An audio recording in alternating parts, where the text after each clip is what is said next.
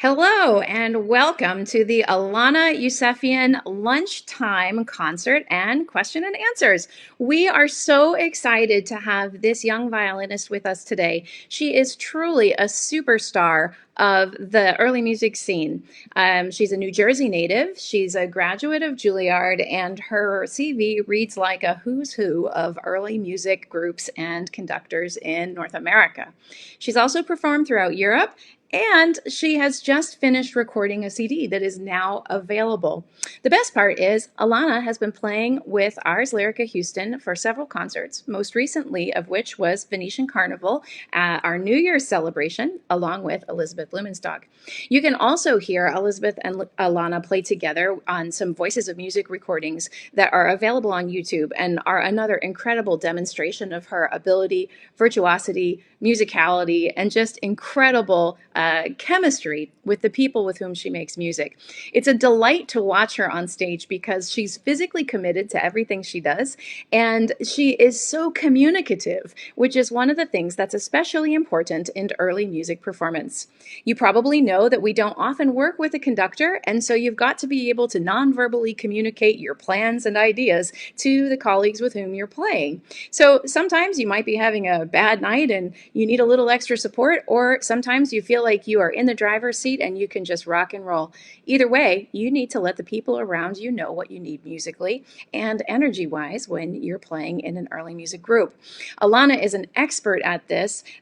We recently featured actually her playing in groups of 2 and 3 strings on our Baroque Cocktails gutsy strings performance. And it was incredible to see these instrumentalists who don't often play together. You know, it's not like the Houston Symphony where you're sitting next to the same people year after year after year. A freelancer's job means that you're playing with a different violinist maybe every week. And while you have some people who you frequently see on the scene, it's not guaranteed that you'll be working with the same people every single time.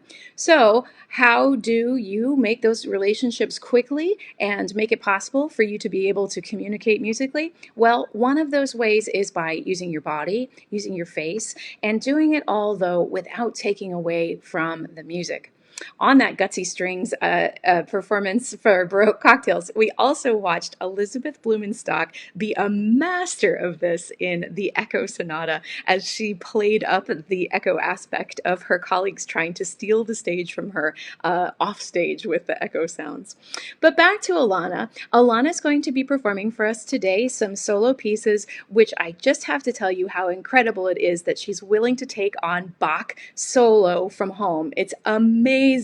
And she's going to be here to answer your questions live also. So type your questions in the comments or anything you'd like to share with Alana, and we will get started. So let's click over now for Operations Associate Emma Wine, who is interviewing our star. Welcome, Emma and Alana.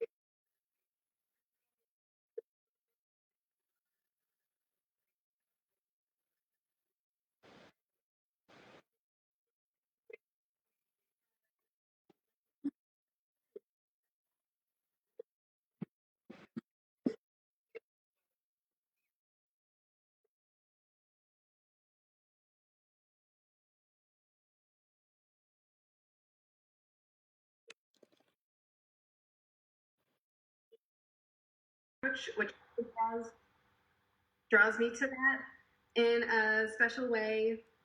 I think also because when I was playing more modern stuff, I haven't completely, forgotten it, but I mostly do Baroque now. But I just remember with the early rep and even the classical and romantic rep, I would want to do something a certain way, and the answer was always no, that's not how it's done, with no other reasoning behind it. It was just no, we don't play like that. We don't do that. We don't. Yeah, that's not how that phrase goes. Everybody plays it like this, and I'm like, well, I don't want to play it the same. Like play it the same way as everybody else. That's not fun. So this helped me, believe my convictions and my phrasings and how I approach a piece even more. And I think it gives you a new, perspective on a lot of stuff that we all know so well. So it makes it new all over again, which is super cool. Yeah, and it seems like you say, I don't want to play this phrase this way, but at least in our concert and conversations that we had with you, everything that you said and every decision that you made, you seemed to back it up with historical knowledge and knowledge of dance concepts and all of this context that you have put in the work to research. Yes, well, that's also the other side of it, because there's so much information and so many of us are drawn to, a particular source or a particular, background information. Like I like the dance background and being able to apply that to a lot of music that I play, not just specific dance movements, but knowing that so many of us have such different opinions and there's so much information available now, it's good practice to, well, no, I read this, and even though this person says the exact opposite thing in their treatise, I want to believe this person, so that's why I'm going to do it this way. And you just kind of have to stick to your gut, and it's really good practice, especially starting it when I was in college and really getting into a music career. I think it helped shape my own style a little better, because it is very easy to, not that it's not important to listen to your teachers. If any students are watching, listen to what your teacher says all the time. But just if you want to, take the information that you've learned and then kind of build on it yourself, it's really fun to, oh, I found this new thing, and maybe not today, but maybe I'll keep that information, and the next time I play this piece, I'll think about that and approach it that way. Because even playing the same piece from time to time, which you're going to repeat the same repertoire time and time again in your career, it's cool to make it different every time and focus on something different each time you do it, and that makes it more. My whole thing is just make it fun, make it enjoyable for yourself, make it enjoyable for everyone, and you can do that by using history and context and your instrument. Like, the tools are all there, you just have to use them. Yeah. So, what are you going to play for us today? Okay, I have a little afternoon sojourn prepared for us. So I'll start with the Femur Variations by Louie Gavrio. And if there are any Purcell fans watching, you will recognize the tune. And Guillemot is a composer who I have spent a lot of time with. I just recorded my album of entirely his works. And I like that he has this very specific way of composing that it has all of the beautiful French Baroque shapes that you love, but also has these little quirky twists in how he composes, which gives a really interesting insight to his character, which it seems like he was a total weirdo from what I've read about him. So I, relate to him a little bit. He was a superstar violinist, but had very bad stage fright, which is so, you know, like this dichotomy, but you can hear what a good violinist he was in his pieces. And then I'll play a couple more movements of Bach D minor. I'll do the Allemande and the Courante, which is a nice, jaunty, pirate-like tune. At least how I play it. I hear it like a pirate. And then I'll end with some Femur variations on this sweet little tune called John, Come Kiss Me Now, from the Playford Division book, which is one of the earliest sources of violin repertoire. And just some G major greatness and violin greatness to play for you. So thank you for listening. I'll start fiddling around. So perfect. And then maybe between movements, we can answer some questions. I do see that we have a question from Andrew on Facebook. Thanks for your question, Andrew. We will get to it maybe after a movement or two. Sure. That sounds like a good plan. This is my first interactive playing, speaking. It's cool.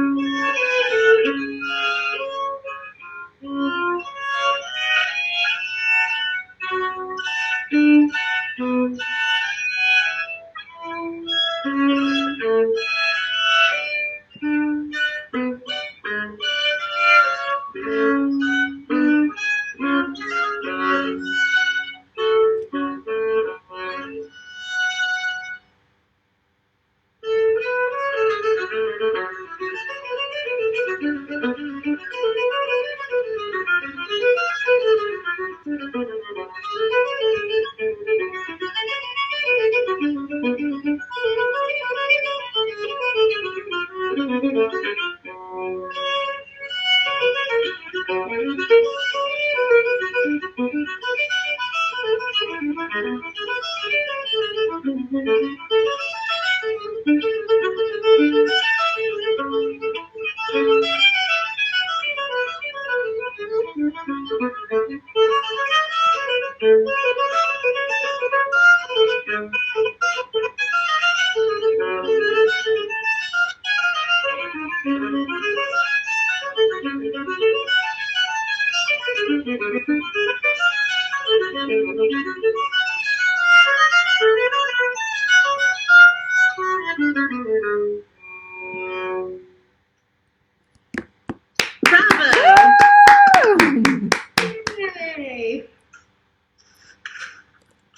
So should we answer a question or? Yes, let's answer a question. Okay, so here's Andrew's question. He says, one thing about Alana's playing I so enjoy is how capricious it is, so quickly and spontaneously changing colors. I often wondered if these are planned ideas or in the moment, and do they vary show to show? P.S. Great playing. Yes. Yes and no. I like to start as fresh as possible each day that I practice. There are certain technical things that I seal in so I can be spontaneous when I'm actually performing. And if there's something that I really want to do, just there's a particular passage or something, I'm like, I don't hear this any other way, this is how I want to do it, then I do it that way. But most of the time, it's just a product of, I know the technique is there, even if it's not perfect, I know how I want things to go shape-wise, and in the moment, I just let the spirit fill me and take me along on the journey. I don't know.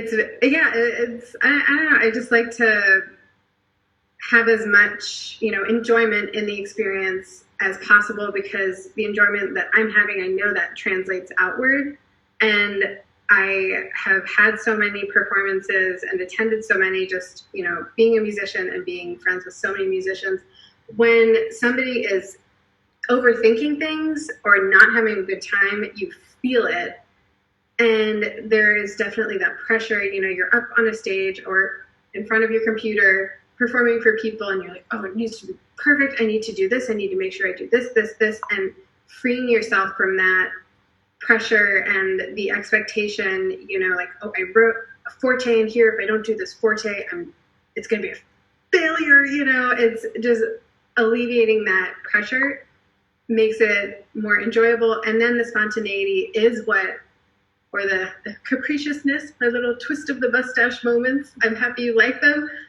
That's what makes people, remember the performance, or, they're not going to remember the note or however many, that you missed in passing, in measure 67. They're going to remember, oh my gosh, that they were having, a great time, and the music was just flowing, and it was just a great, oh, that was a great performance. And I think I need to remind myself of that as well, like day to day. So I'm glad that you noticed and like it.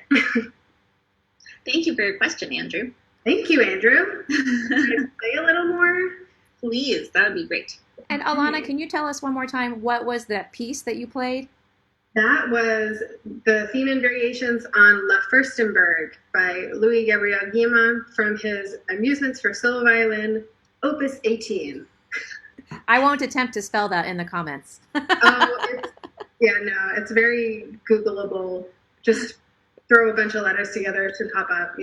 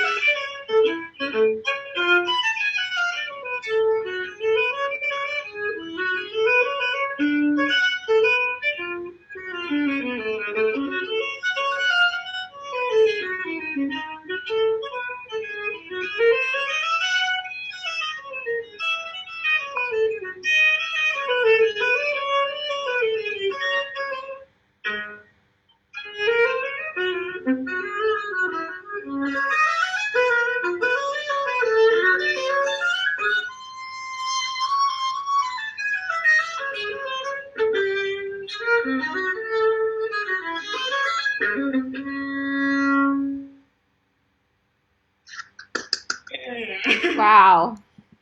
Oh, thank you.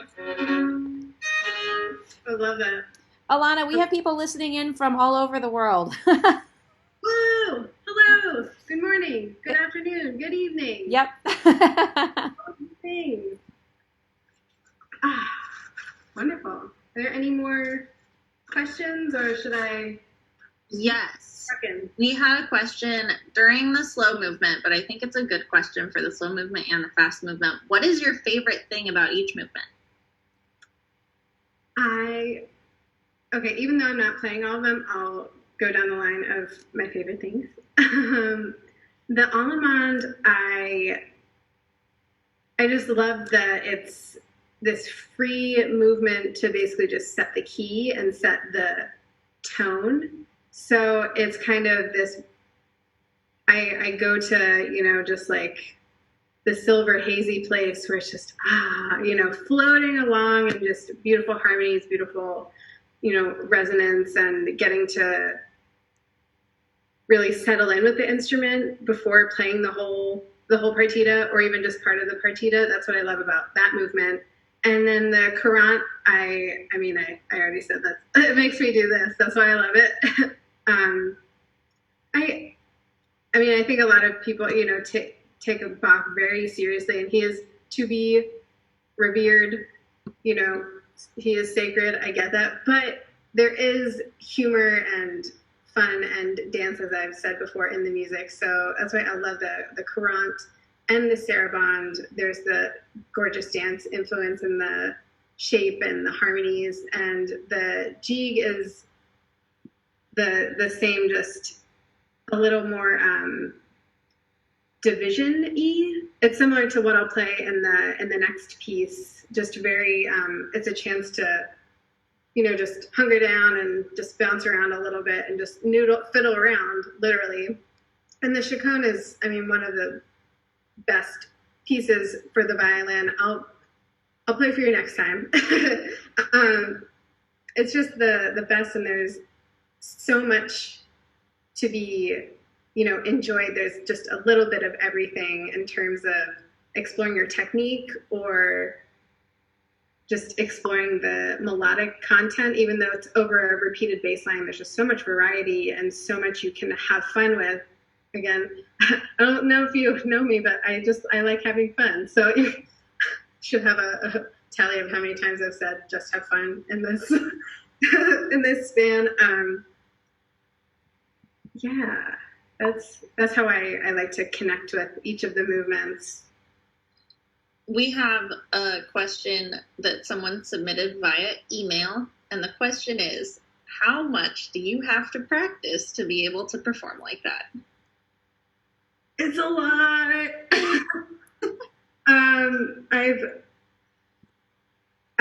Somebody actually asked me a similar question, but spun in a different way. It was pretty much just, what are the drawbacks to being a professional musician, and what are the best takeaways? And for me, the drawback is I spend so much of my life and my day practicing. It's a lot, and just sometimes, not every day. I mean, I like to take a day off once a week so I can just be a normal person. But when you're in the work, it's somewhat a matter of how much time you're putting in, but also the focus that you're putting in. Even if you have, 40 minutes, 20 minutes that day to practice, you need to make sure it's focused and you set the goal. Okay, this is what I need to accomplish in these 20 minutes. And so I'm going to make it count, and then when you do have the time, incorporate the length of time that you give yourself and the focus, and it just really pays off. Just those little, again, like I said, like just tiny little bites that in the moment don't feel like, they might not feel like you're getting anywhere, but they really add up in the end to a good result. Just sealing it all in, and then you feel so much more comfortable when you're actually in it, that it makes it more rewarding, because you weren't,